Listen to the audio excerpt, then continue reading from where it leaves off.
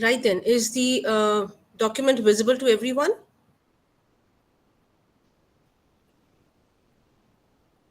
Yes, ma'am. Now it's okay. Okay.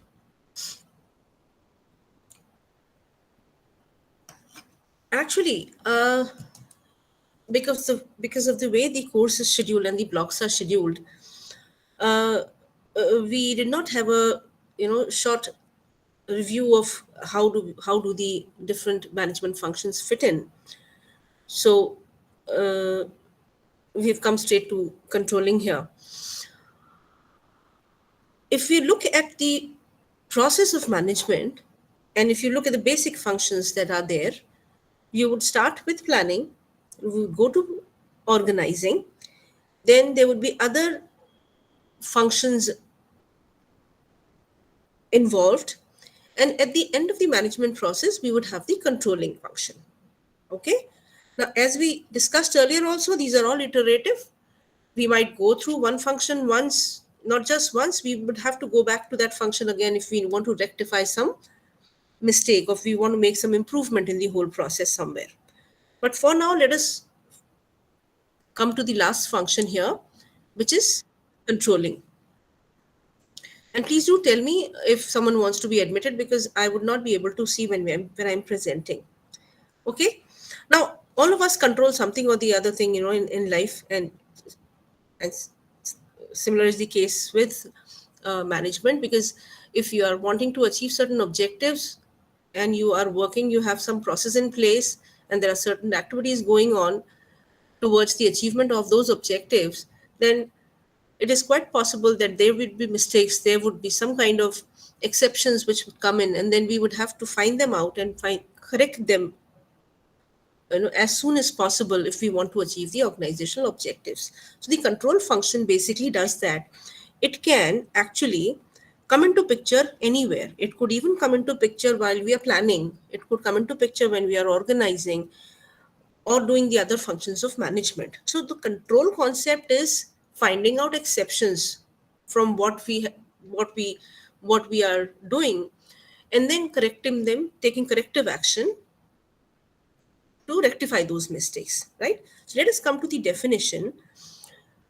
We've got two definitions over here. One definition says, in an undertaking, control consists in verifying whether everything occurs in conformity with the plan adopted. So when you're doing planning, you're talking of control. With the instructions issued, that is during direction, if we feel that someone's not following the directives, then the control process comes into picture, and the principles established. It operates on everything: things, people, action. So anywhere throughout the process of management, in case it is felt, it is observed, it is found out that somewhere something is amiss, then the control function comes into play, right? The second definition says, control is the systematic effort by management to compare performance to predetermined standards, plans, and objectives in order to determine whether performance is in line with all standards which have been set up during planning, obviously, and presumably in order to take any remedial action required to see that human and other resources are being used in the most effective and efficient way possible in achieving organizational objectives. Now, like we did for planning, if we divide this definition into various parts, it becomes more easy for us to understand and maybe remember the definition.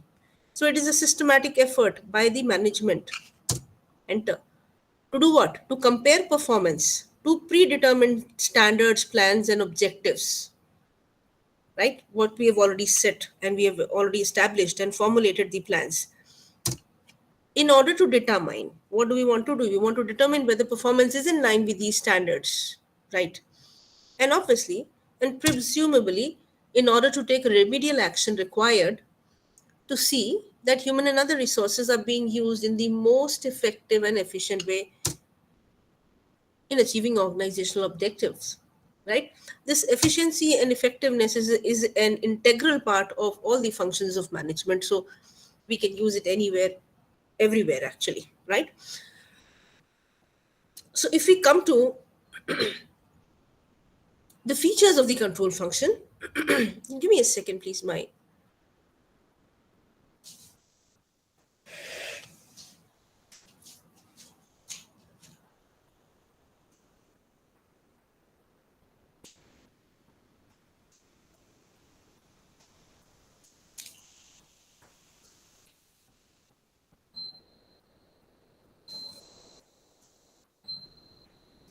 okay.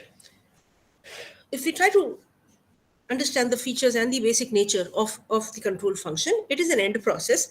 Unless and until you plan, unless and until you put things into place, unless and until the things are running and actions being taken, the control function cannot come into play. So something has to be going on if the control function has to come into play. Okay. Second, it is a continuous process. Why? Because if mistakes can happen anytime, anywhere. Discrepancies can happen anytime, anywhere. Performances can falter anytime, anywhere. So it has to be a controlled, it has to be a continuous process in case we need to identify discrepancies in the middle of the whole management process.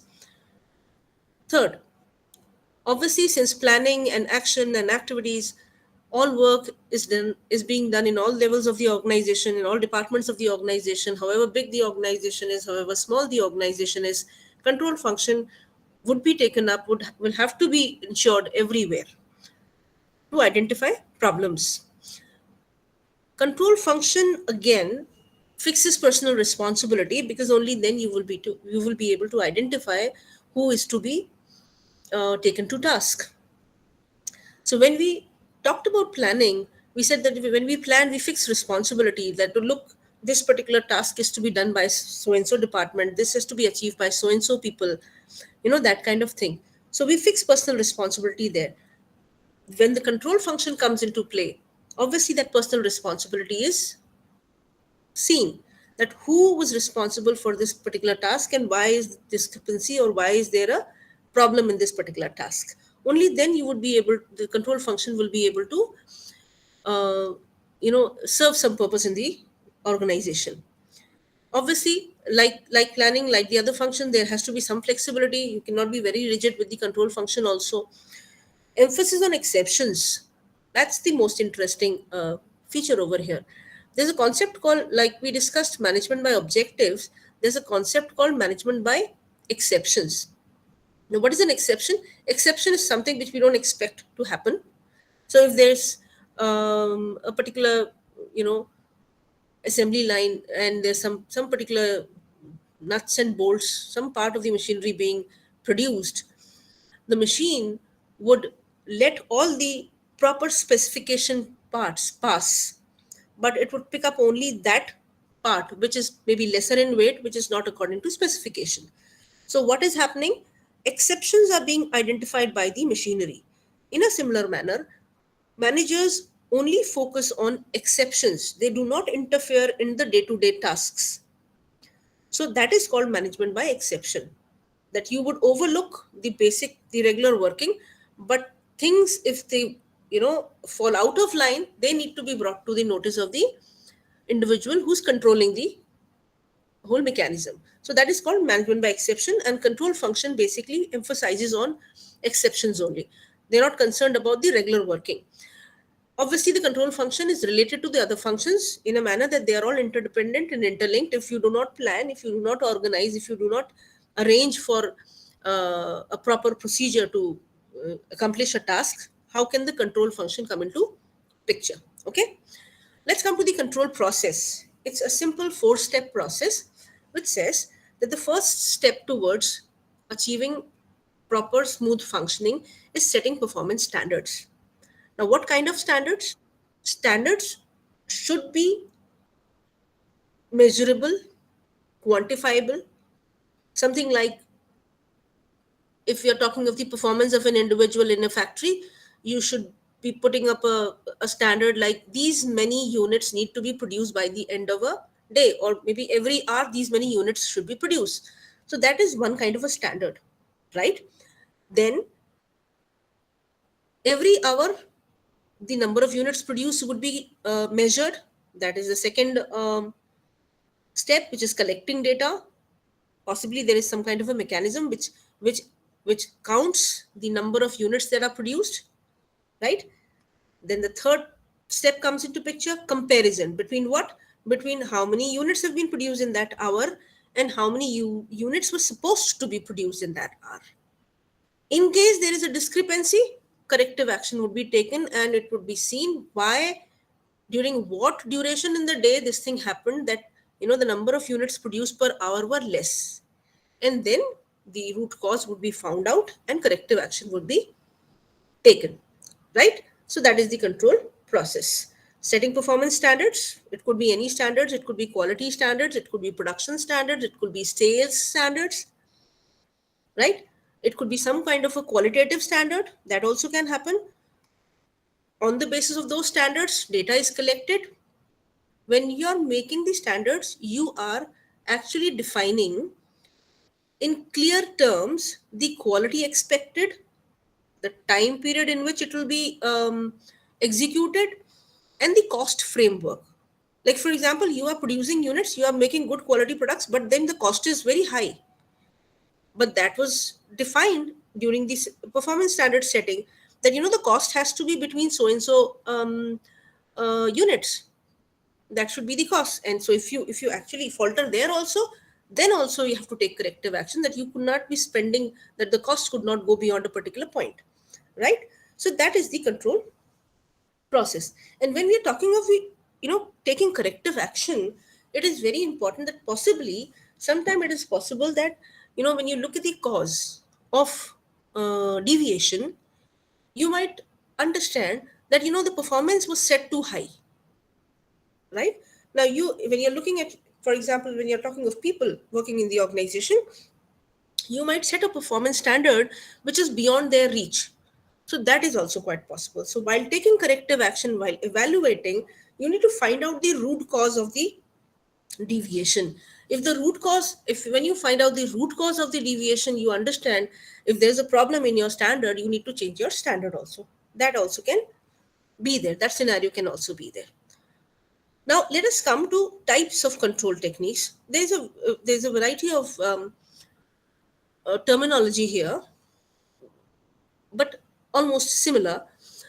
Preventive control techniques take place before some action is done, right? To understand that deviations don't happen. Detective is while the action is going on, while the process is going on, you try to detect deviation. Feed forward, feedback controls mean the same thing. Past oriented control methods and future oriented control methods mean the same thing. So these are all, you know, similar: preventive, feed forward, past oriented; detective, feedback, and future oriented, right? Let us look exactly what they mean. Past oriented control methods are, in past oriented control methods, the results are measured after the process to identify if the results are in accordance with the uh, standards established, right? Like the example is accounting records, inspections, audits. What do? They try to identify whether everything is in order after the work has been completed. Okay? These are used to plan future behavior in the light of past errors or successes. So you identify what all went wrong, and then in the next stage, those errors would be corrected, those successes would be replicated after finding out what is the cause of those things, right? These control methods can also be a basis for rewarding, training, promoting, and disciplining people. So, in case things have been achieved, rewards are there.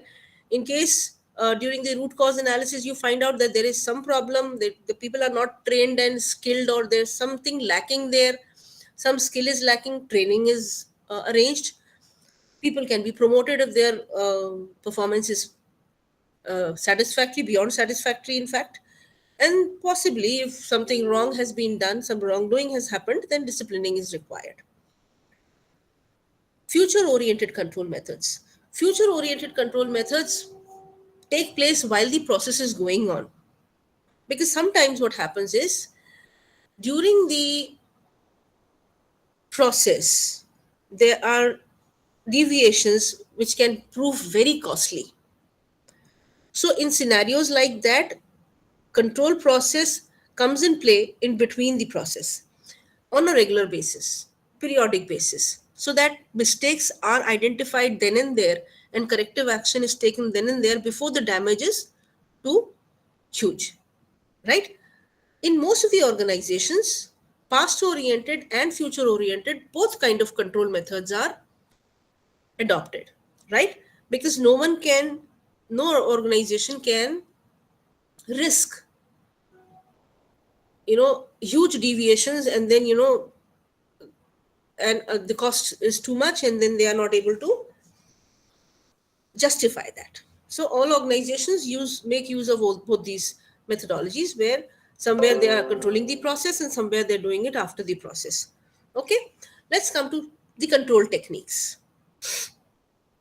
Now, there are a number of control techniques. Some of them have been traditionally used, and we are looking at those now. Budgeting, you already know. What is a budget? A budget is a statement of anticipated results during a designated time period, expressed in financial and non financial terms. It is equal to setting of standards.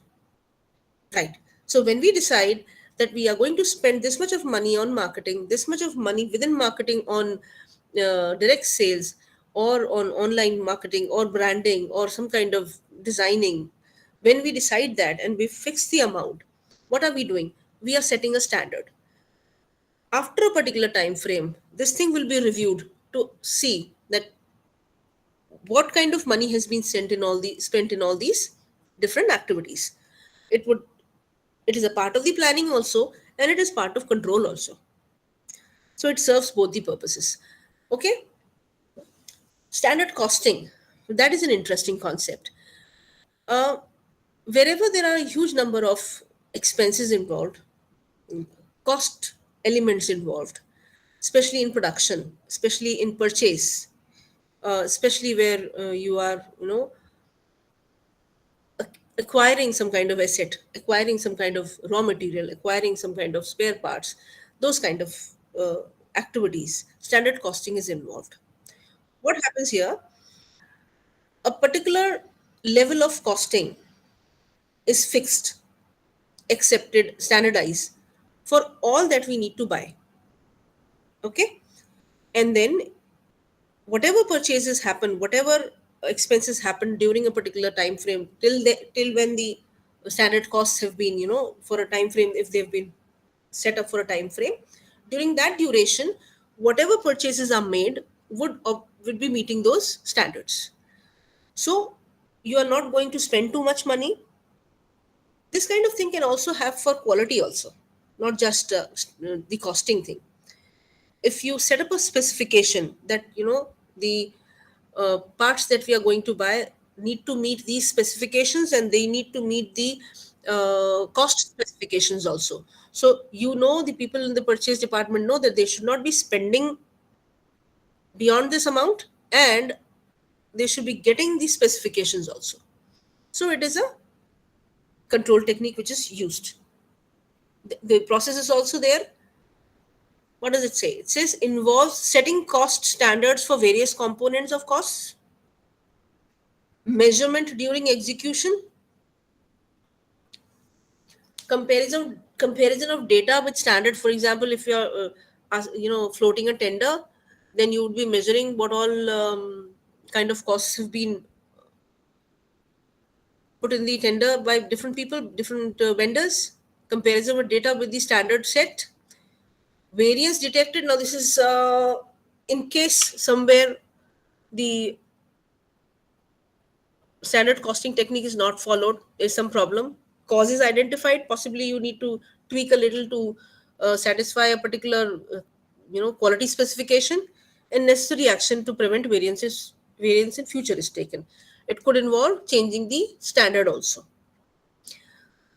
There is one term which is called responsibility accounting. Responsibility accounting means that people responsible for a particular task should be held responsible for that task. Okay, that's also a control technique. Financial statements and ratio analysis. This is in accounting terminologies. Various financial statements, various ratio analysis, various ratios are there which help us identify the status of the organization in terms of how strong they are financially, how they are doing as far as liquidity is concerned when you're talking of liquidity ratio. So these statements actually help you identify the status of the organization. You can also use these ratios to compare with other organizations. You might possibly be doing well off, or you might not be. If there's too much of debt, if the debt ratio you've calculated, there's too much of debt in comparison to the other organizations, then you are not in a very good financial position. Outsiders can also organizations basis uh, evaluate organizations on the basis of these. This is some. This is not tense. This is strength.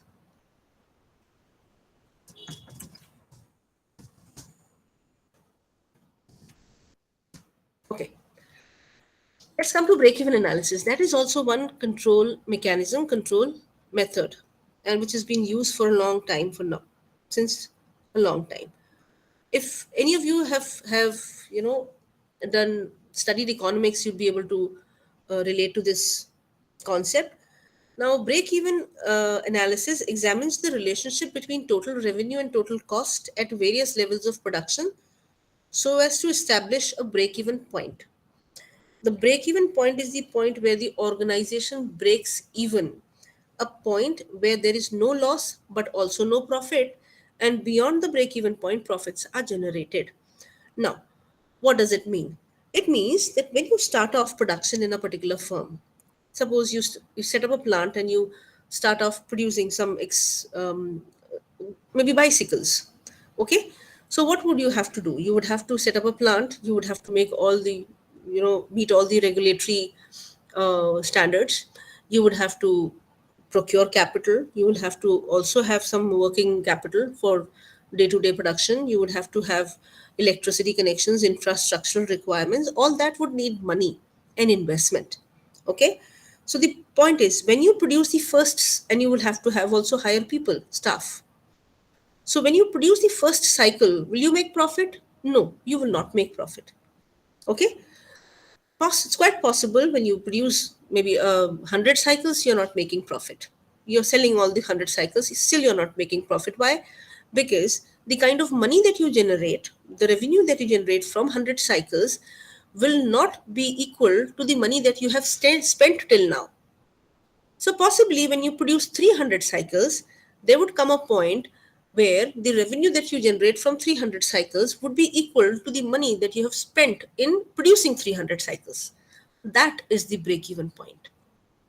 When you sell the 301 cycle, then possibly if the cycle costs somewhere around 15,000 rupees, and the unit cost of that particular cycle is somewhere around 8,000 rupees, then you would be earning 7,000 rupees. Okay, so what is the break even point? Break even point is the point where the total revenue is equal to the total cost, and therefore beyond the break even point you start earning money. Break even analysis is also a control mechanism, because organizations calculate the costs of production, and they equate it with the cost, with the revenue to be generated in the future. And then then they are able to identify the break even point. So the break even point would help you understand how things are going, whether you're working in the right direction, whether you will be able to earn money after a given period of time that you have identified. Okay, so that is the break even analysis. There is another chart, the Gantt chart, which is an instrument. It is I didn't get a figure for this, but right, this helps a manager. This is during a project, is for controlling simple projects, right? This chart is there in your study material. If you could refer it to it later on, it is a simple chart wherein all the different tasks to be completed and are on one axis, and the time frame is on another axis. So here, the manager or the person who is in charge of the control process would identify where all tasks need to be completed within what time frame. And in case when once the chart is fixed, he or she is able to identify whether we are going according to the chart or no, right? So that's a control method. Reports, you must have seen a lot of reports, so there's no explanation over here.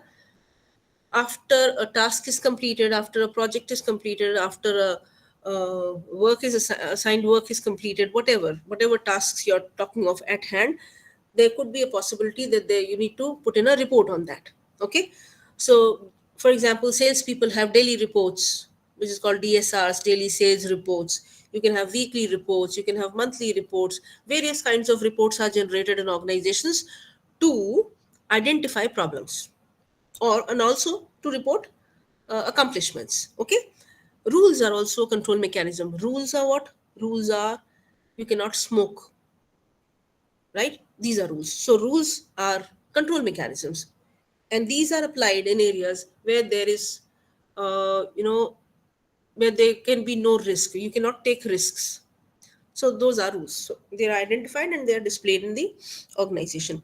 Personal observation obviously is the best kind of control mechanism, a method which has been followed since long. um, Managers keep a watch. They go for rounds in the organizations to identify problems and then rectify problems and see, and guide. So that is one control method. Okay, the traditionally used control methods. Let's come to new methods of control. Though there's not much of detail here in your study material also, because these need to be, if we go into the in-depth studies of PERT and CPM, we need to have a couple of um, hours maybe for each methodology. Okay, PERT. PERT is what? The chart is in front of you, right? This chart basically is made for projects, big, huge projects where there's a lot of simultaneous activities going on. It's a visual project management tool. So when there are a lot of activities going on and some activities are interconnected and coordinated and interlinked, in the sense that after one complete, if task 2 is completed, only then task 3 can be taken up. That kind of control interdependence is there within tasks. The PERT chart is made. Okay, herein what you can see in the slide, I hope it's visible to you. This kind of charts are made, flow charts are made, where every task is written down, is depicted in the picture. And the time duration that every task is going to take, that is also written down. It is also, if one task is dependent on the other task, that also is written down and depicted over here.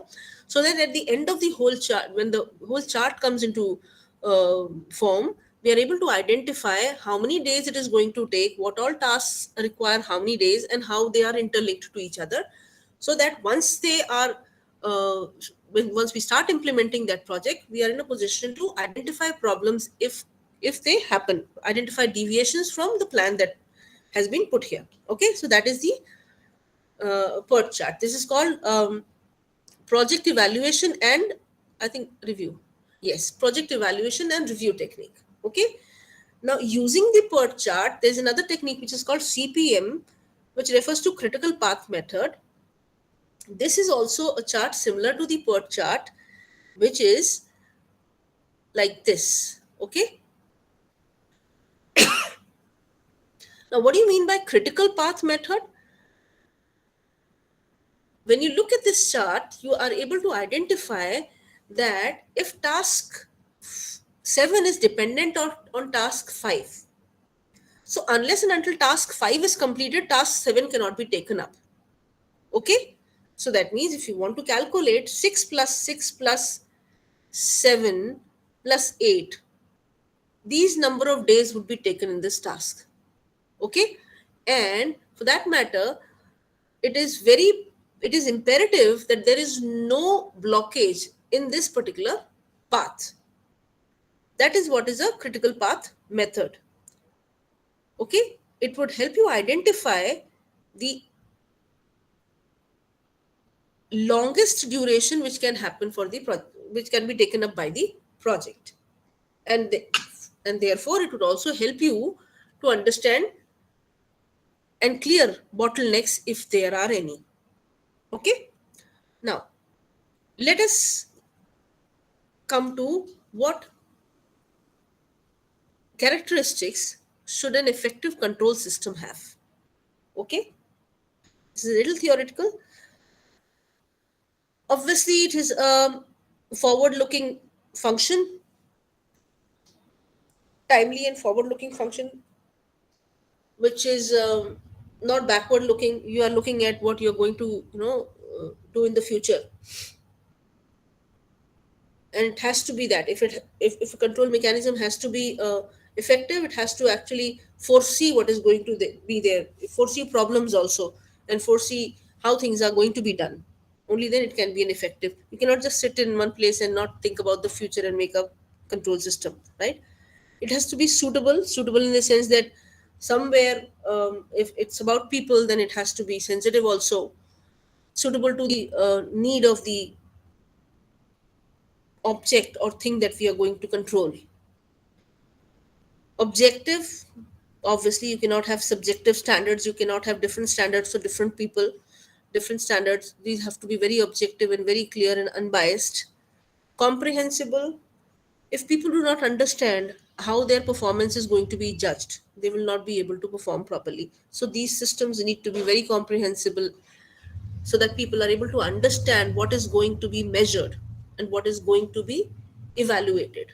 Okay. Flexible, obviously everything in management has to be flexible. If you need to make some changes, you should be able to make them. Economical, limited costs, with limited cost you should be able to put it into place.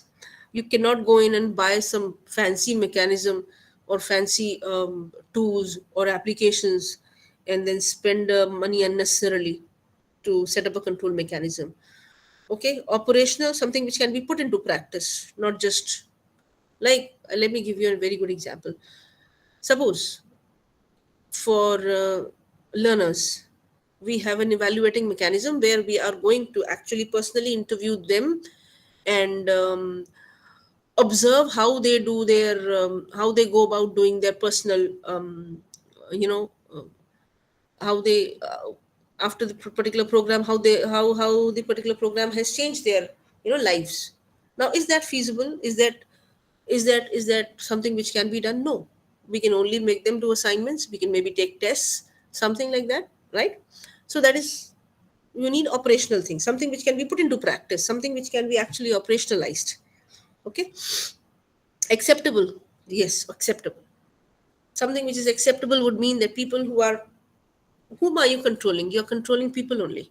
You're not controlling obviously you're controlling machinery also, you're controlling things also. But you need, everywhere people are involved, and people need to be accepting what is the standards that you set to judge them, to evaluate them, to appraise them. Reveal exceptions at strategic point, yes. Any control mechanism should reveal exceptions at strategic points, not after the damage has been done. Okay. So there are certain parts of the organization, there are certain stages in the organizational working which are crucial to the, like for example, inventory control. Okay. Now that's a very strategic uh, function of management. There are a lot of orders lying in place, but there is no inventory. That is something which needs to be tackled. That is something which, that situation should not be, should not come in an organization, that there is no inventory and there's customers waiting in line, right? So uh, an effective control system should actually reveal exceptions at strategic point. Okay. Should not lead to less attention to other aspects of management. It's quite possible that your control mechanism is such. I once witnessed an organization where they had such an elaborate reporting system that it was very difficult to even work for people, because every hour they were supposed to fill in a report saying what they have done. Now, that is very difficult. You are not able to focus on your work. You are only doing what? You're actually paying a lot of attention to the reporting aspect rather than actually doing the work that you're supposed to do. Right? So it should not lead to less less attention to other aspects of management or the working area. Right, now that finishes the first unit, the seventh unit, controlling. Now, before I go ahead with the next unit, which is leadership and motivation, do we have any queries?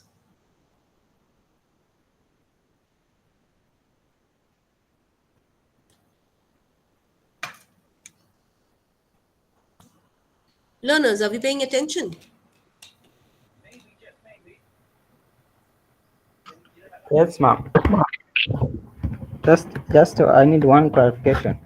Yes, we are. Okay, good enough. I would have to ask you in between so that I know that, I can be sure that you are there. Okay, Just, so shall we go just ahead? Yep, sorry. one Any query? clarification on, yes, Please go ahead. on on that controlling should be like end process. So what do you mean actually on the first point there? Upward. Okay, okay. What is meant by the end process is that unless and until you have some work going on, what do you control? When you look at the management process, for example, let's take an example of a particular situation, like about the cost, about the cost of a particular, um, suppose we were manufacturing bicycles, right? We're manufacturing bicycles, and we are obviously we need some kind of raw material for that.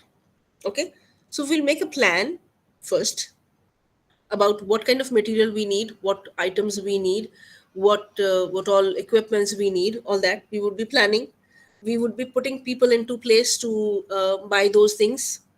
We would obviously have some standards about costs. We will only have some standards about quality, everything. We would set them in place. In fact, when we are talking of the process of control, and when we are saying that we are setting standards, those standards have already been set when we were planning for the purchase of those things. Okay, so we planned an activity, we planned some kind of purchase, we put it into action, and then in this whole duration, we are setting a mechanism to control the cost and control the deviations if they happen from what we have already decided. That is what is meant by end process. It is a conceptual thing in the sense that unless and until you start doing something, you cannot control it. But yes, when you are planning, you are somehow also thinking about the controlling function, because plan in itself has elements of control.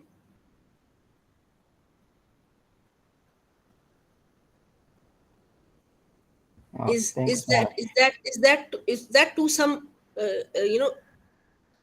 or maybe we can have a further discussion on that. Only then I think it will become a little clear. Can we have a little input on that? End process. Did you get that? Yes, I got the point. You got the point. Okay. And I would possibly think of a good example for tomorrow, and I'll tell you that. May I know whose query this was? It's Akim. Okay. Okay. Tomorrow, I think I'll bring up a couple of examples, and we can have the discussion again. Okay. Oh, thanks. Right then. Um, there is one thing like the subject of management. We need to actually sit down and talk about these things more often rather than just listening to a session. But then unfortunately we are sitting at a distance. It's a little difficult for us to actually have discussions to and fro like this. um, all the functions that we see in an organization, all the management functions that we see in an organization, we already, I think I stated once that it is like you've seen a football. You've seen a basketball, right? It is like that. It cannot be a straight line. You cannot say that at the end, at the beginning of the scale, planning sits, and at the end of the scale, control sits. Though, if we need to understand the basic nature, we need to look at it like a linear process only. But basically, it is not a linear process. It is like a composite whole where everything is connected to each other. But since we are students of management, we would need to understand also that it is a linear activity which is going on, though in actuality it is not a linear activity. Okay, I would love for you guys to ask me questions like this so that I also get to know how to answer questions like this. Okay, right. So shall we go ahead with unit 8 now? Yes, you can go ahead. Okay. The unit 8 talks of another function of management, which is, in fact, there are two, three things involved here in this function of management, and it is about leadership and motivation. It's very interesting topics, actually. Who do you think is a leader?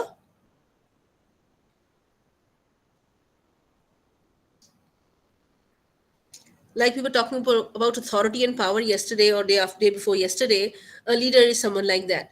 A leader is someone who has the ability to secure desirable actions from a group of followers voluntarily without the use of coercion, right? You cannot force someone and then become a leader. No. A leader is someone who has the ability to influence people and has the ability to induce them to actually do something, do some desirable actions which according to him are to be done. Second is, it is the ability to persuade others to seek defined objectives enthusiastically. This is by Keith Davis. So before we come to the discussion on leader versus manager, let us just look at what are the characteristics of a leader first. What defines leadership? A leader without a follower cannot be a leader. One follower or more than one followers, obviously. So a person who has an influence on a number of people, that person is a leader. There are other characteristics also which have to be present if we have to call it leadership. Okay, there should be some kind of mutual interest between the leader and the follower. So if I'm looking for some kind of benefit in the organization, my follower should also be looking for some benefit in the organization. Only then he would be accepting the leader. So they have mutual interest. Second, there is unequal distribution of authority. The leader has more authority, the follower has very little authority. Only then he is going to accept the leader. Leaders can influence their followers in addition to being able to give directions or advice. So, they are not just leaders for the sake of giving directions or advice. They would also expect the followers to be influenced by them and follow their instructions.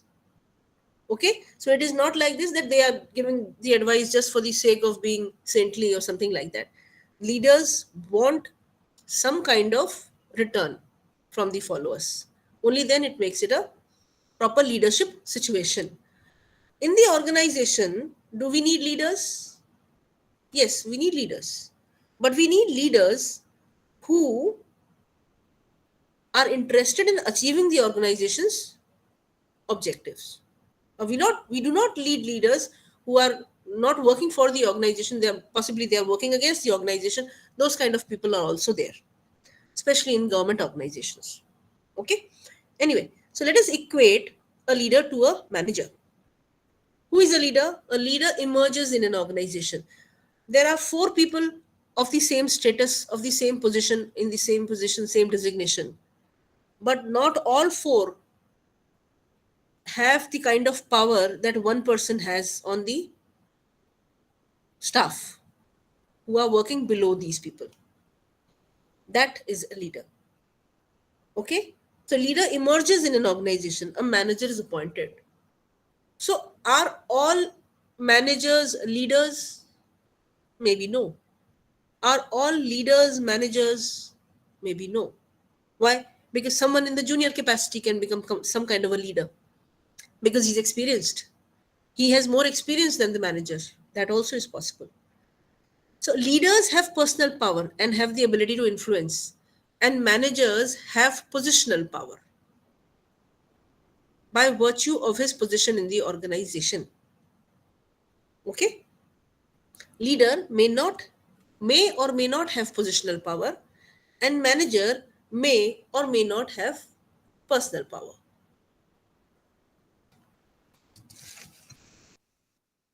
Did you get that point?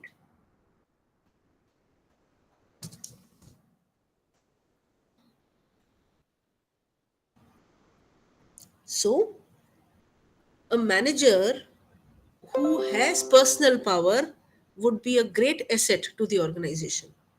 And a manager who does not, because he already has positional power, he is appointed by the organization. So, that he has. But if he cannot become a leader in the organization, he does not have leadership qualities, he's not able to influence his subordinate to the extent that he should be influencing, it is not okay. Leader in an organization will be benefited by mutuality of objectives between leaders and followers. There is mutuality of objectives, we already said. Okay. Mutuality of objectives may not happen in case of a manager, and they could be clash of objectives. Reason being that a leader and a follower, they have similar interests. But a manager and a subordinate may not have similar interests because manager is going to insist on achieving organizational goals, and the subordinate possibly does not want to work that hard. So somehow it is the manager's ability. What is the conclusion then? The conclusion is that if a manager is smart enough, he will have to identify individual needs or individuals' motivational, lacunae, on the basis of which he should be inducing the subordinate to work towards the organizational goals. Okay, you can look at it later on also, exactly, and then if you have any queries, we'll come back to that, right? Okay, so leadership styles. You know, um, if we do if we can have a discussion on what all motivates an individual, or what are the individual differences, how do they behave, we would come to identify a number of factors because of which people differ from each other. So, all of us here in this learning program, we're all different from each other because of what? Because of variety of personal factors, a variety of psychological factors, situational factors, social factors, all those factors. So people who are working in the organization, managers who are working in the organization, who should be leaders, who actually should be playing leadership roles in their own separate functional areas, they are influenced by a whole gamut of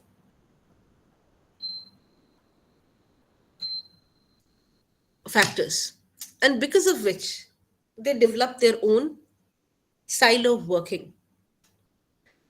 So if we want to classify the different manner in which people in the organization work with the others, we can classify them into a variety of styles. So, the first leadership style that we would be discussing today is autocratic leadership style. You must have heard of the word autocratic. Autocratic would, it refers basically to the you know the kind of government that exists in the United Kingdom of kings and queens and emperors. Okay, so autocratic style means that the leader is authoritarian. His style would be like this, that do this or else you will face consequences. That is an authoritarian leader. Or they can also be paternalistic. Do this because I'm good to you. Look, I give you a promotion, so you have to do this. Those kind of, um, uh, that logic is taken up by, is followed by someone who's an autocratic leader. The style is useful, but it's not always wrong. The style is useful when employees are low in tolerance for ambiguity. Like I said, that people, the leaders or the managers, they have come from different backgrounds, and that is why their styles differ. Similarly, employees in the organization, they come from different backgrounds. Some of them may be personally very strong. Some of them might not be that strong. Some would be very educated. Their attitudes would be very positive. Some would be negative attitude people. So variety of people exists in the organization, and but so people where the tolerance for ambiguity is low, that means that they get confused if there is ambiguity. They are not straight thinking individuals. They are not able to process ambiguous information, and they get confused very easily. Or people who are insecure with freedom, they do not know how to handle freedom, they've never trained to handle freedom. Or they are indecisive, the decision making ability is little low. In case of such people, such areas where we have more employees of this kind, autocratic leadership is useful, majorly in the lower ranks of the organization, because they may have possibly workers and who do not want to use their freedom, or possibly they've not been built like that. So the advantages of a autocratic style is it increases efficiency, because you take fast decisions, saves time, gets quick results, especially in crisis situations. So when there is fire in the building, you cannot ask people, shall we go and to the terrace, or shall we go to the basement, or shall we go out? You cannot do that. Immediately you'll have to order the people to get out of the building through the back door. Okay, so in crisis situations, autocratic leadership is important. It's useful.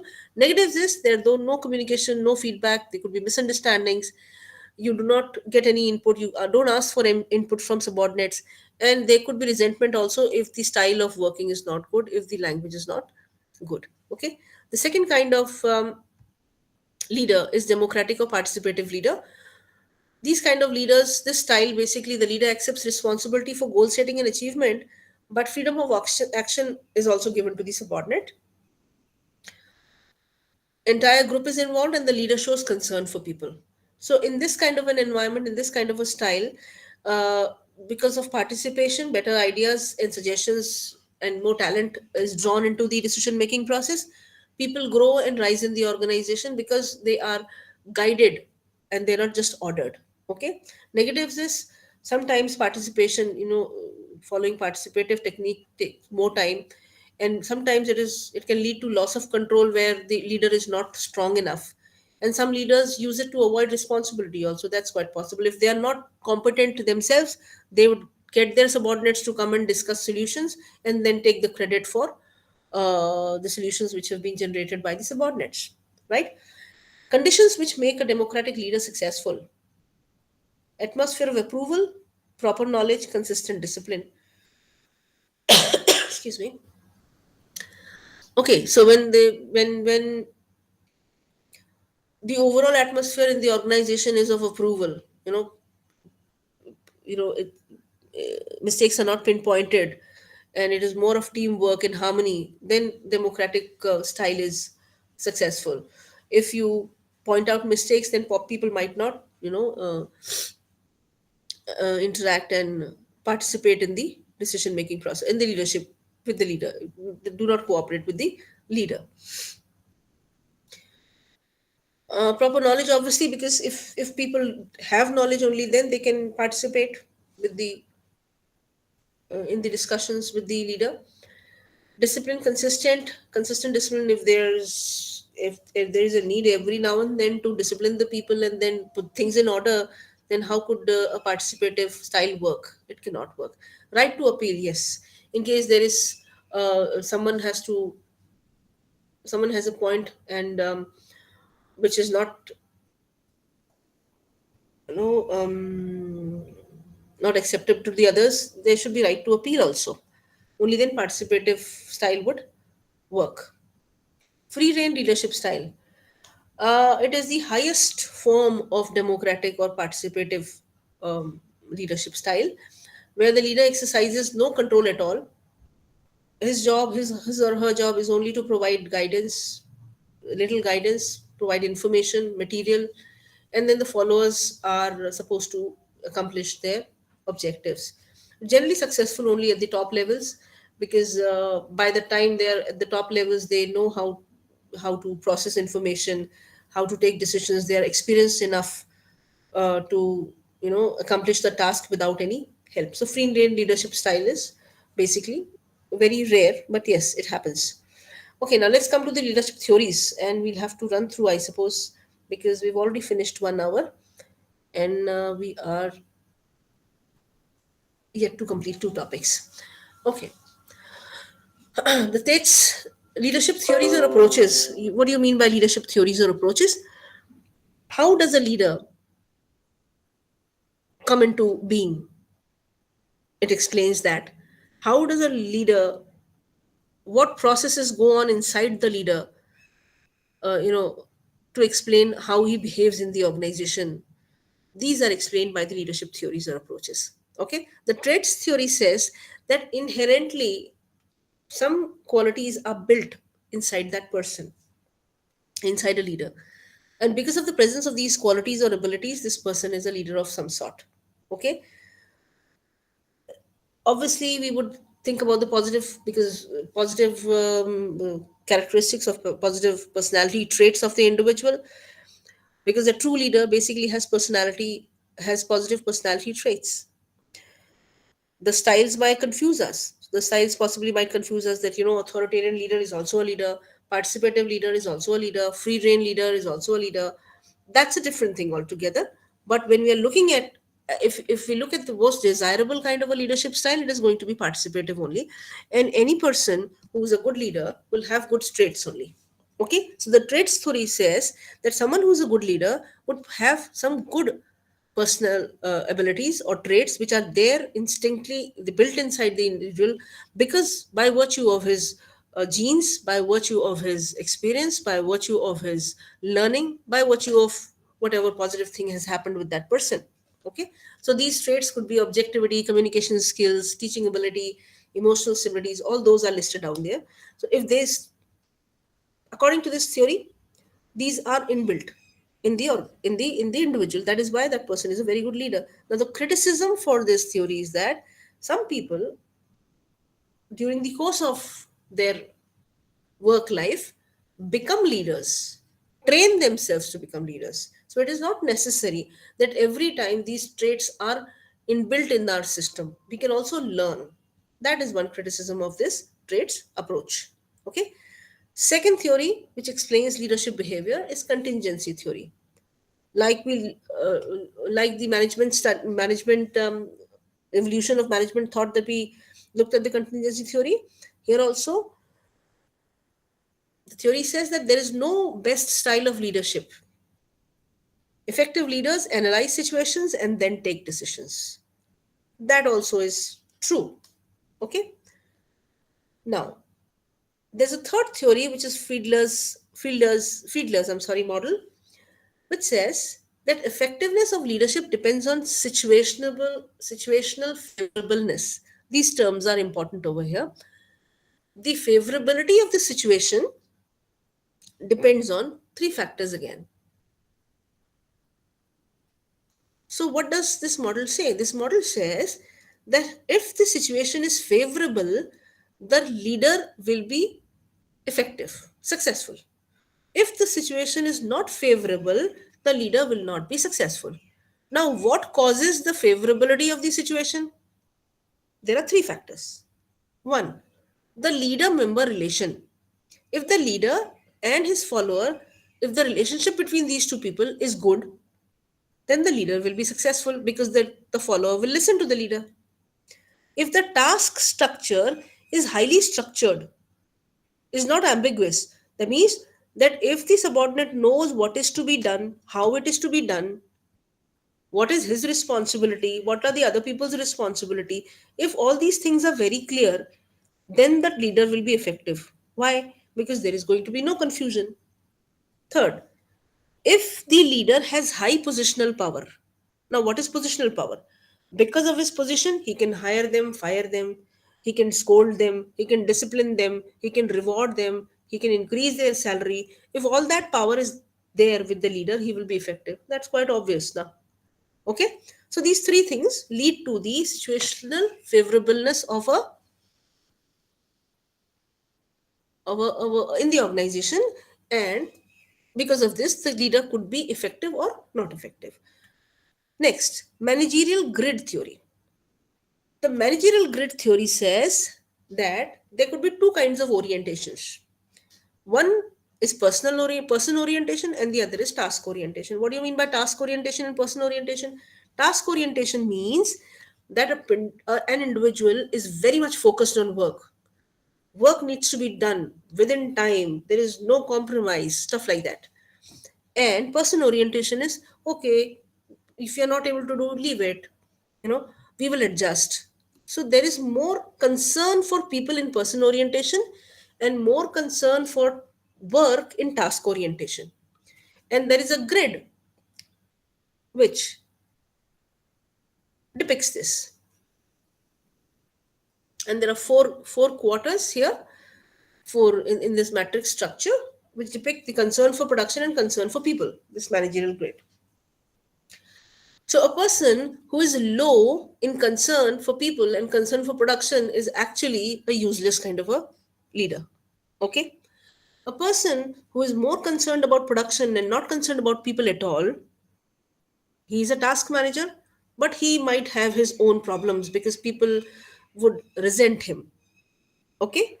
A person who is too concerned about people and less concerned about production is not an asset to the organization that much. But a person who is high in concern for production or task and in concern for people, that person is going to be a very good leader because he will get the work done and he will not also let people suffer. Okay, so that is what is the managerial grid about. Let's come to the Hershey and Blanchard model. According to this model, the relationship between the manager and the subordinate moves through four phases as the subordinate develops and matures.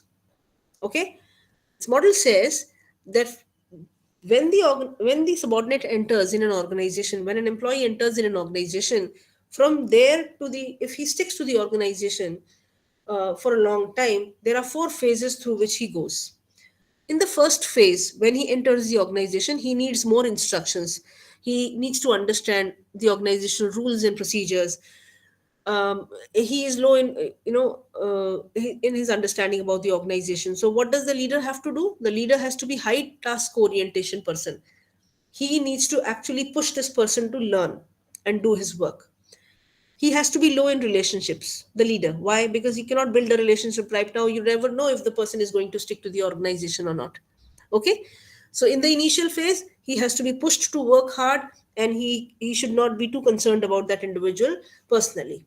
Okay, second phase, as the subordinate matures and gets used to the organizational working, trust increases. In such cases, on a case to case basis, the leader can become high in relationship if he understands that there is a potential in this subordinate and he's going to become a good performer. Then that relationship angle can go high, in the sense more concern can be shown about this individual. But he has to be still high on task, because at the moment he's not that uh, self motivated. Third phase, the subordinates you know we expect the subordinate, if he's still there in the organization with the organization. Now this time period can vary from organization to organization. We cannot fix a time over here that first phase is for 2 years and the second phase is for 1 year. That cannot be done. But yes, conceptually we can say that in the third phase the subordinate is more mature. The high task orientation may not be required, because now he's doing work on his own. He knows what he's supposed to do. He will achieve his you know he will accomplish what is actually given to him. And the manager needs to be only supportive and considerate, so that the commitment he is the subordinate actually gets more committed to responsibility. Okay, in the final stage, if the subordinate is still there in the organization, he is highly motivated in nature, mature, he is self-directing subordinate, and the manager can actually reduce both the concerns for task and for relationships, because now he need not be guiding subordinate. The subordinate is mature enough, is experienced enough to take up both the task and also support his own self.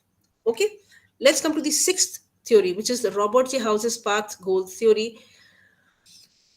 This excuse me, theory explains that there are four types of leadership behavior: directive, supportive, achievement oriented, and participative. It is somewhat like we've already discussed, but since it's a different theory, we have to pay attention to it. Directive theory is where the directive leader uh, lets the subordinate know what is expected of them, gives specific guidance on how and what to do the work, schedules the works, maintains definite standards of performance, and asks people to follow definite rules. Is some kind of an authoritative leader. Supportive is friendly and approachable, shows concern for the status and well-being for the subordinate. Achievement oriented is the is one of the best kinds of um, leader over here, because he sets challenging goals, he has confidence in in his subordinates, emphasizes excellence, and also helps them. So he's not actually pressurizing them or over supervising them, but he's helping them out. Participative, again, a, a participative leader is someone who consults with the subordinates. Okay, now the most important thing here is these four styles depend on the subordinates goal attractiveness. What is goal attractiveness? Whatever they're supposed to do, whatever task is assigned to them, is it attractive to them? Do they feel that this achievement is going to help them in some manner, or whether they are going to be able to achieve this work? Those things actually decide what kind of style the leader is going to adopt, whether he's going to adopt directive, supportive, achievement oriented, or participative style. Okay, there's one more interesting theory which is called Theory X and Theory Y by Douglas McGregor. I'm sorry, the name I think I've misspelled over here, so I'll just remove this from here. It is Douglas McGregor. Okay, Theory X and Theory Y. Douglas McGregor has proposed two theories, and he says that these whether a leader is going to follow theory X or theory Y depends on his upbringing and his own traits, basically. Okay, a leader who believes in theory X would believe that people do not want to work; they are lazy, and they have to be externally motivated. The only thing that they want to earn is money, so you can only motivate them by economic incentives. They only seek security and avoid responsibility, so they do not take initiative in doing any work. That is a believer of theory X. So any leader who believes in theory X will be an authoritarian leader, right? Theory Y says that people want to work, right? They want to be responsible for what they're working, what work they're doing. They are capable of making proper decisions about their work. They also want to accept responsibility, and they are also creative, and they have intellectual ability. So a manager who believes in theory Y will value people and adopt a democratic approach. Okay.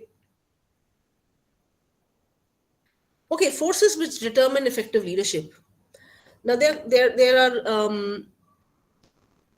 certain forces which will enable a leader to become better at his work, and there are certain forces which will enable, which will handicap a leader.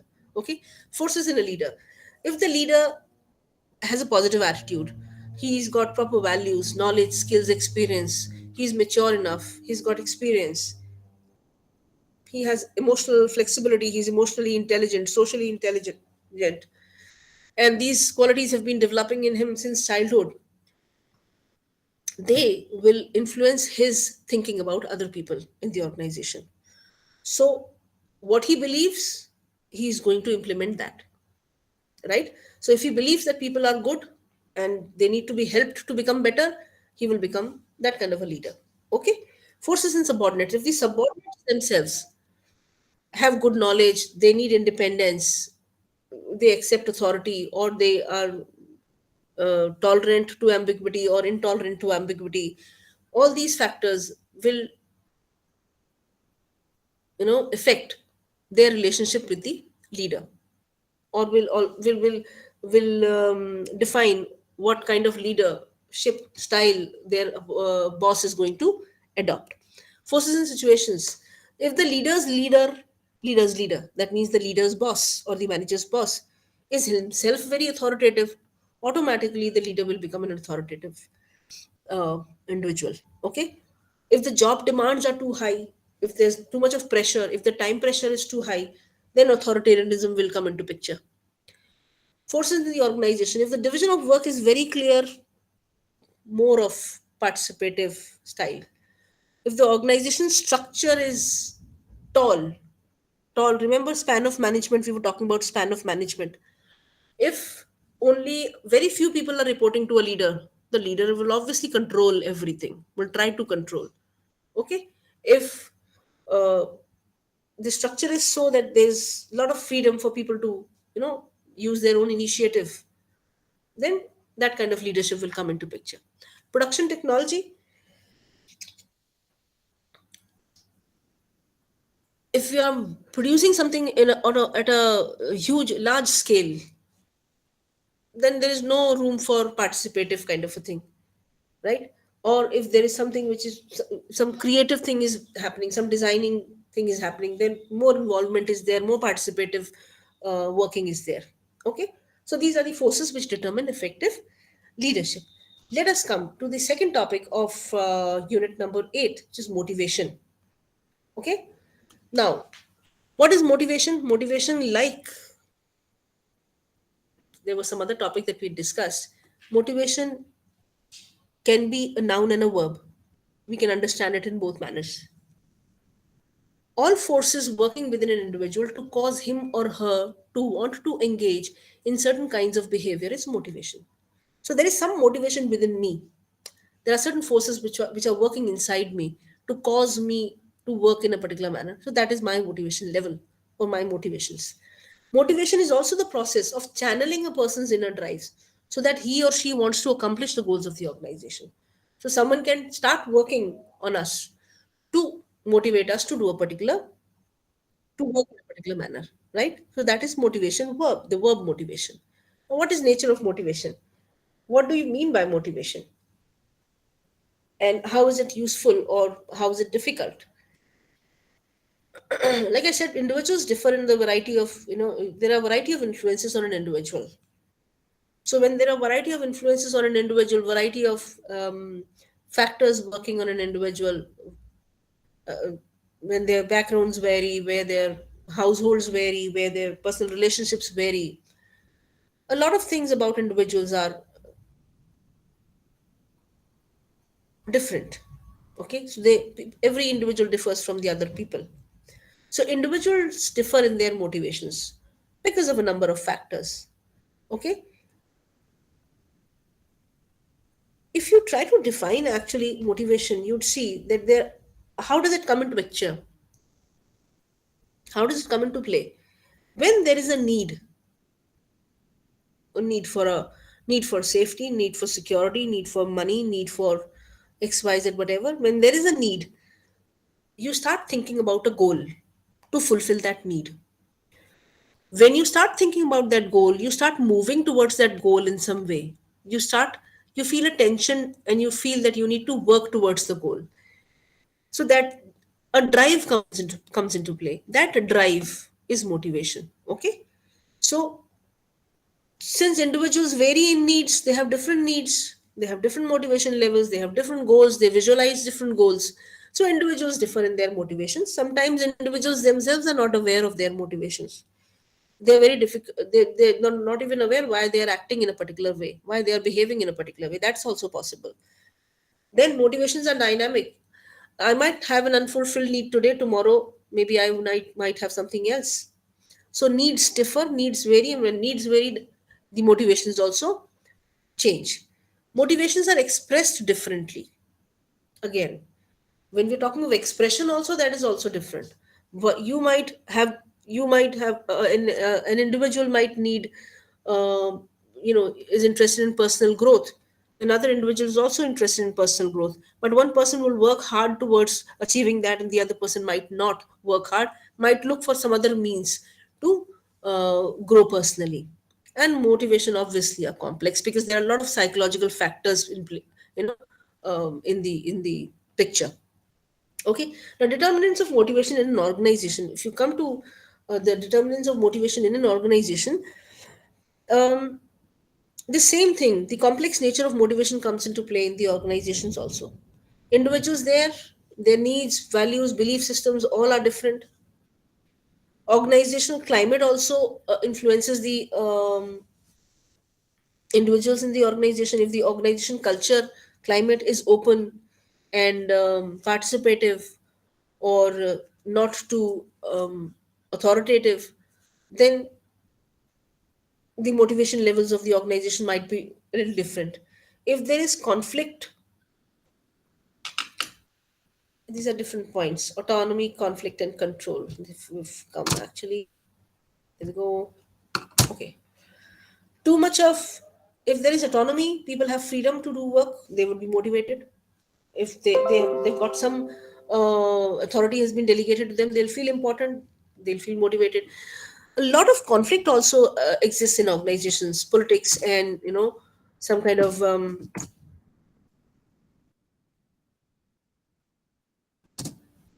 need to prove ourselves better than the others. If that conflict is there, some interpersonal conflicts happen in the organization, motivation levels of people in the organization can go down.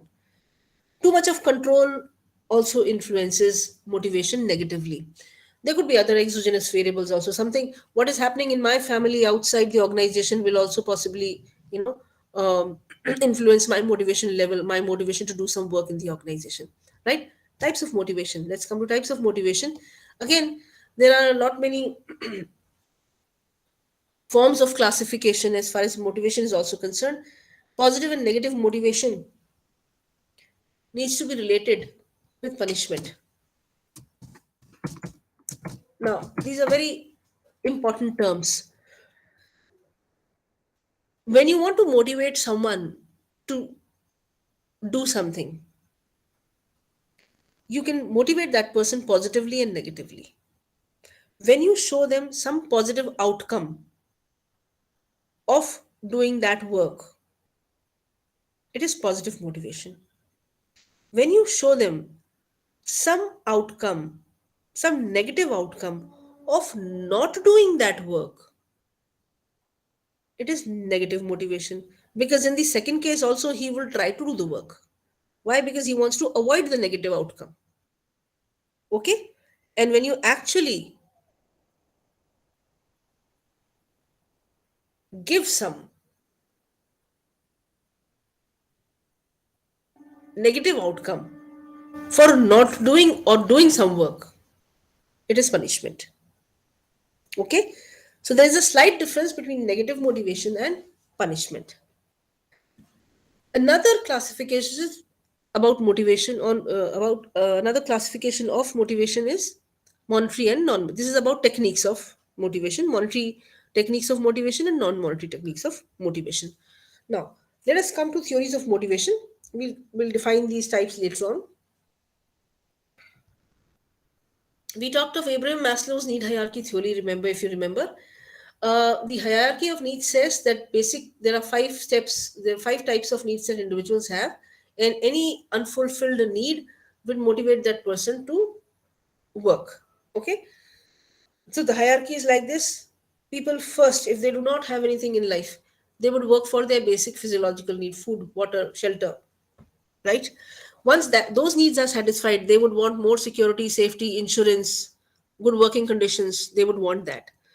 After those needs are satisfied, they would want to relate with people, have friends, good relationships in the organization. They will work for that. That those will motivate. Those factors will motivate. Once they've achieved that, they would like some position. They would want to have some good reputation in the organization. Maybe some good designation in the organization. That would satisfy their self-esteem needs. And beyond that, they would like to do something, worth knowing. That would be self-actualization needs. So please go through this theory in detail.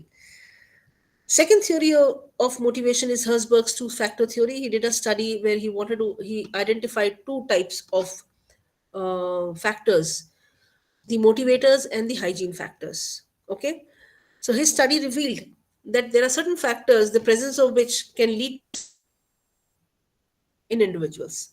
And there is another set of factors. If they are present, they do not lead to satisfaction. But if they are not present, they lead to dissatisfaction. These are called maintenance factors. Why this distinction? This distinction is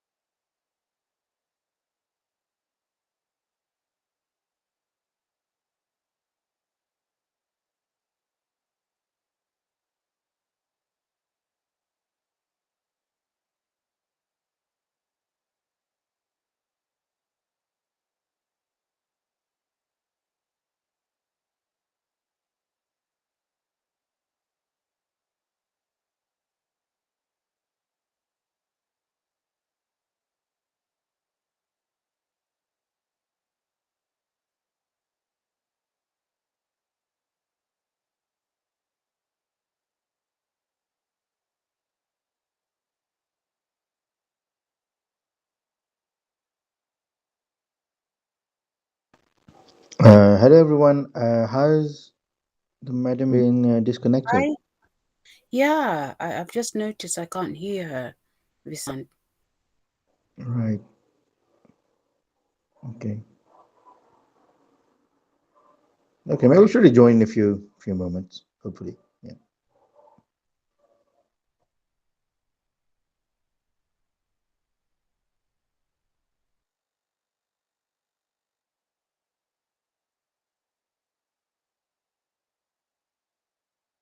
Okay. I'll just take the moment to say hi to everyone. How are you, Grace? How are you? And all the people.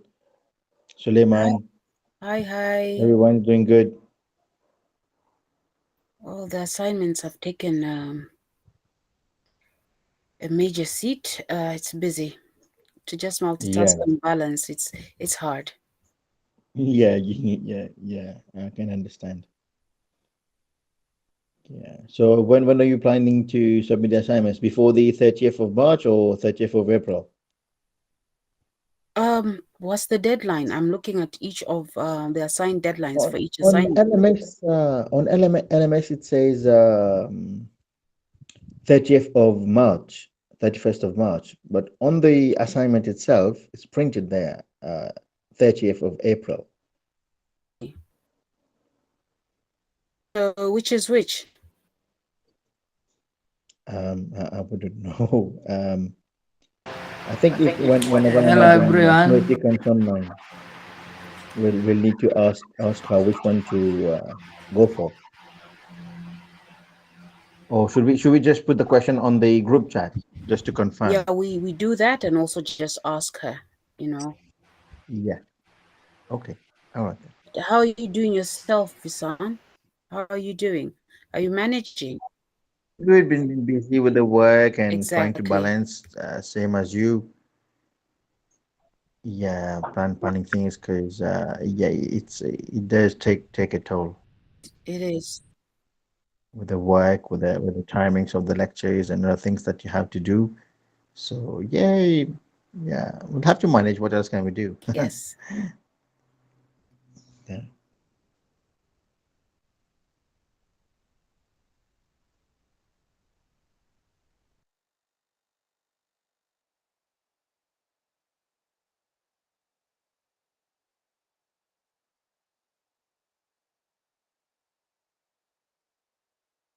Visan, which country are you from?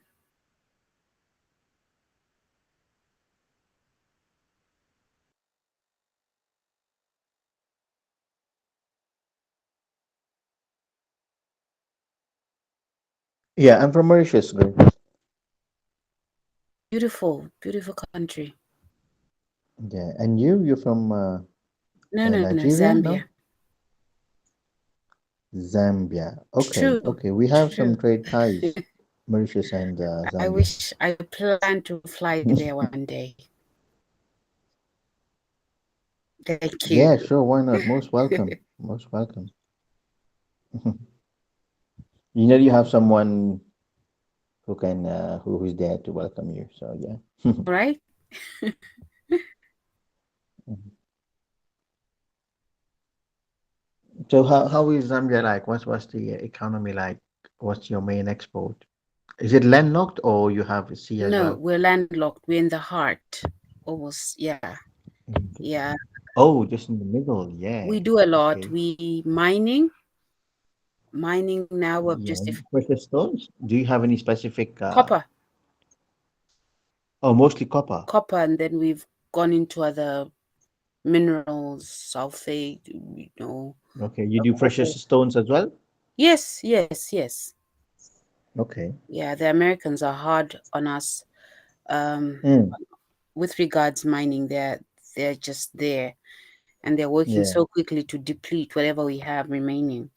Yeah. That's the sad thing, to be That's the honest. sad thing. Yeah, Yeah. yeah, I mean, yeah, you think, yeah, they're bringing employment and everything, but then Yes, if you look but they're what's in their taking mind, away. what's behind Yeah, their intention, yeah, yeah. mm. It's very You know, they sad. have Europeans, the Americans, they have, and of nothing, I'm nothing against them personally, but then if you look at the whole picture, they have been like looting Africa, countries like India, the Eastern Exactly. Asian countries, they've been looting everywhere and It's very true. enriching That's very themselves. true. It's very And they're the first, you know, if anything goes wrong in your country, well, yeah, whatever, whether politically or anything, and they are the ones to give you exactly lessons when they are themselves like sitting on, amazing. you It's know, amazing and it's very sad. and Yeah. so many bad things. Sometimes poverty Yeah, ain't good. It compromises but your position in a lot of things. yeah, yes, exactly. We don't know what to do. I mean, even here, Yeah. we have been exploited as well. I mean, Mauritius, you know, like 300 years ago, it was just an Yeah. island. When they started to colonize it, the French colonized it first, Okay. and they brought the slaves, and then the English fought and won the island, Okay. and they brought us. I mean, my ancestors, they came from India, so they were all exploited, you know, Oh, just okay. because didn't have any education, and it was this mentality that if you have white skin, then you're the most intelligent, Yeah. you Yeah. know, and you just we people of color, we just paid the price of our how Mm. you call it, hospitality. Mm. We were being nice. Okay, there's a stranger in our country. We welcome him. We treat him nice, and then Exactly. they just took So are you advantage a of us. French or English Yeah. speaking country? Here the official language is English, but then we speak French mostly. I mean, it's a kind of a Wow. broken French. It's called Creole. And what do you export predominantly? Export. Our main export. It used to be sugar, but now it's mainly tourism. I Yeah, hear a and lot of tourism. gradually, fintech is taking over gradually. You know, we are the next, probably the next Panama Islands. Ah, Like some days, some few weeks back, um, the lady said, the lady who we did two modules with, we did MMPC 05 and 03. We did with her. So yeah, we have a very the offshore sector is really big here, okay, and it continues to grow. great. Yeah. So So yeah, you're working? yeah, I work in a school, a primary school. I'm a primary school Nice, teacher. nice, eh? Hmm. You're an accountant, are you? You work in accountancy, yeah? No, I Graduate. work in a mobile telecoms organization under marketing. But I have some Oh, right. background as a journalist. I've worked as a journalist. Okay. I've worked in human resource department, and Mm-hmm. I'm now currently in marketing. Right. Okay. Yeah, yeah. All right. So, what was the population like in Zambia? How much population do you have? I think now we're hitting 10 million people. 10 million. Okay. We're very small compared to you. We are only 1.3. What? Yeah, 1.3, 1.4. I need to see this island. Yeah. Do come. Yeah. Find some time and do come. Are we the only Uh, two here? It seems we're chatting away. Where's everybody else? I had a sad chat with Suleiman. yeah. I don't know if he's, yeah, I think he's still here, but everyone is I mute. think he joined, but then I can't see him anymore. Let me see. Mm. Suleiman. No, he's not here. Oh, he's here. We have one Suleiman. We have two Two. Suleimans, to be honest.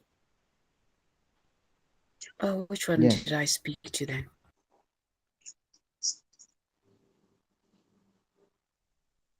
Suleiman Ruf. I don't know. Did we have a group chat or something? Did you say Visa? Did you? Was it a group No, chat it with was a me side involved chat now? because I joined late, and then I thought it was an accounting module she was talking about. She was talking about costs, Mm, and I was like, "Is this accounts or this is it management functions?" Then he clarified to mm. say, "No, it's management functions." So I had to go to Oh. the right page. Mm-hmm.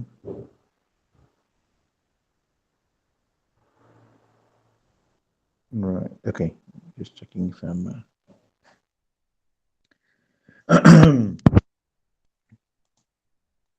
Have you been able to access the all the websites from IGNU?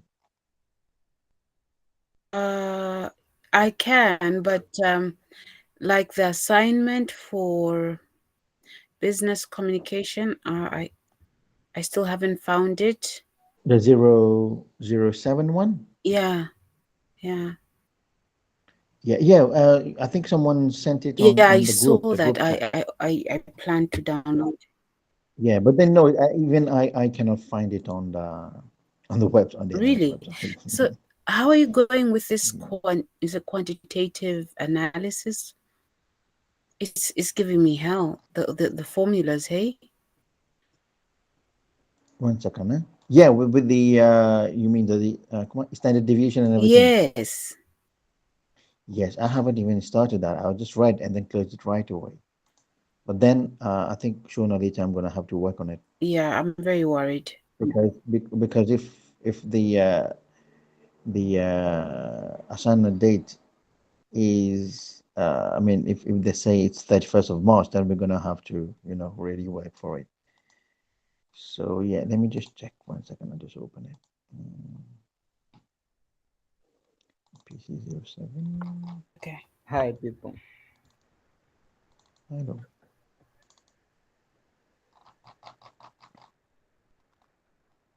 Hello. Hello.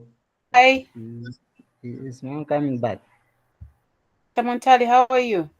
I'm fine, thanks. How are you? So wondering. So she dropped off and we're waiting. Oh, okay. Yeah. Yeah.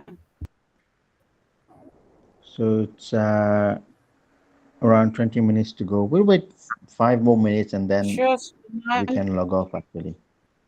Maybe there's a problem on with her communication or something. Does happen. Even I have some issues connecting sometimes. Yeah, sure. Yeah. We'll just wait out of courtesy.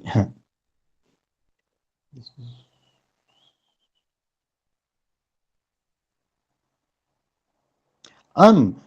Oh, you mean MMPC 007? You mean Grace?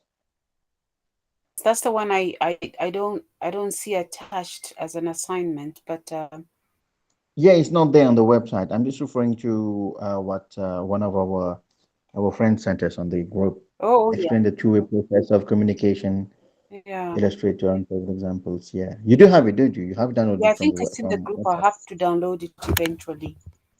Yeah, yeah, yeah. I think we'll have to speak to Dr. Smriti as well about this one because we didn't have it. I don't know how the our colleague had it. We just say that yeah, it's something that has been shared to us, so we'll just go with this one because it's not uploaded on the website. So we'll just have to clear things with her.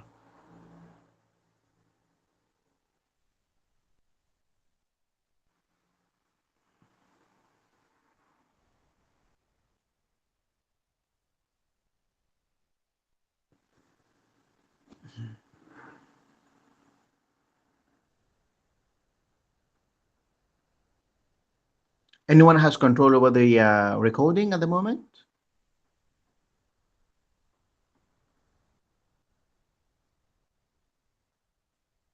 Farida is the other host, so I don't know if she's able to hear. Hi, Suleiman, Rufai, Adamu. Yeah, got your message, friend.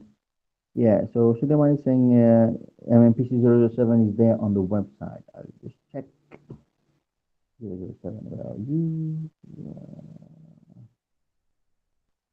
07. So click on.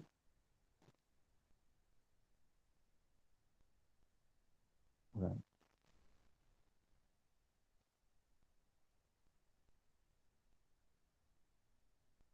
Mhm.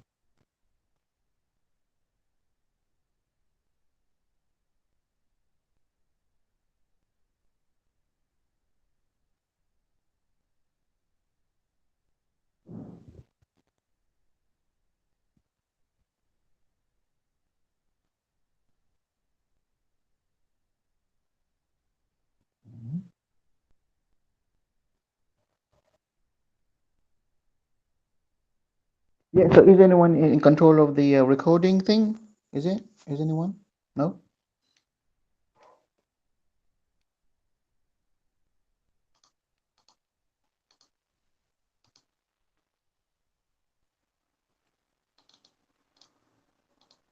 I think it's a dead class.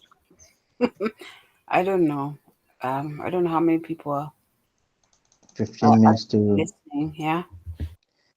15 minutes to go, 2057 submission. Da-da-da.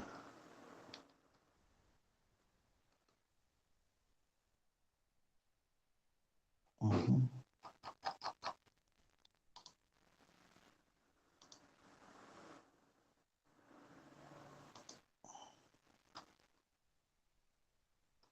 Okay, 007. I can and I'll just confirm that to you. It is okay. I'm adding submission just for testing. Ah, right. So You're the MMPC host. 007 is there. If you click on add submission, is there. Are you you can try it. It's been uploaded on the 2nd of February. So where did you go? So you have to go to my courses, and then you have to pretend that you're submitting an assignment on the dashboard. Yeah, you go on the dashboard. You have the list of assignments to submit. You are you in first? Are you in first of all?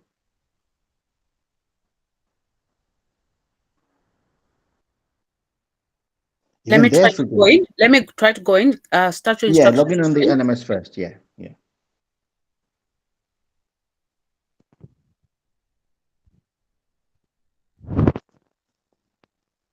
I just hope it's not 31st of March.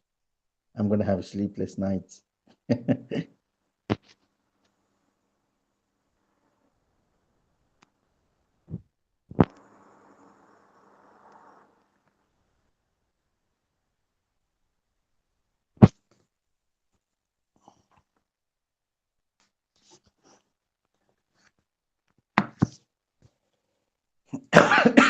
So tell me, when you go there, where do you go? How do you navigate?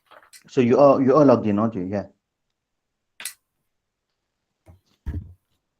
Are you logged in the LMS? I should go on LMS, not the other platform where we have the courses, right? No, the one where you can download the courses. No, go in LMS.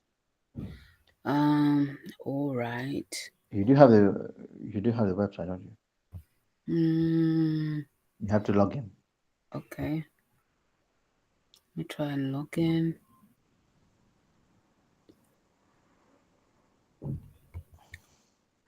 Uh, USH.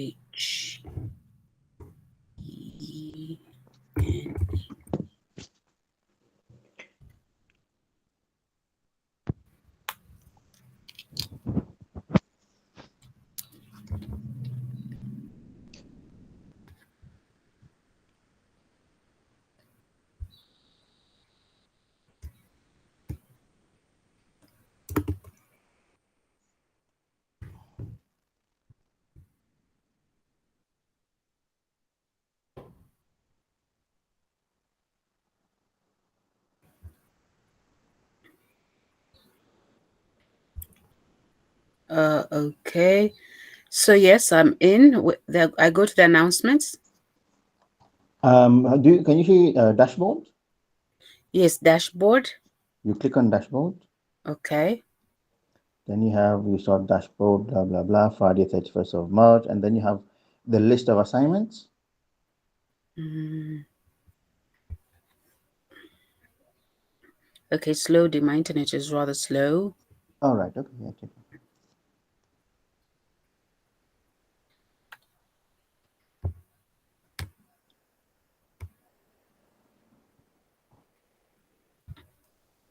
What am I supposed to see on the dashboard, hey? Just the list, a timeline, and the list of all Come the again. What am I supposed to see? just a list of the assignments. Really? Yeah,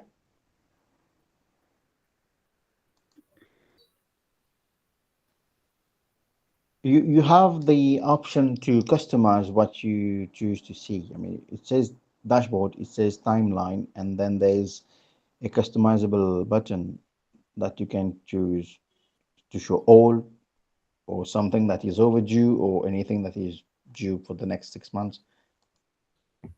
It's not bringing anything other than what is there. It says announcements. It says link, create Can you or link see to academic. my courses? Uh,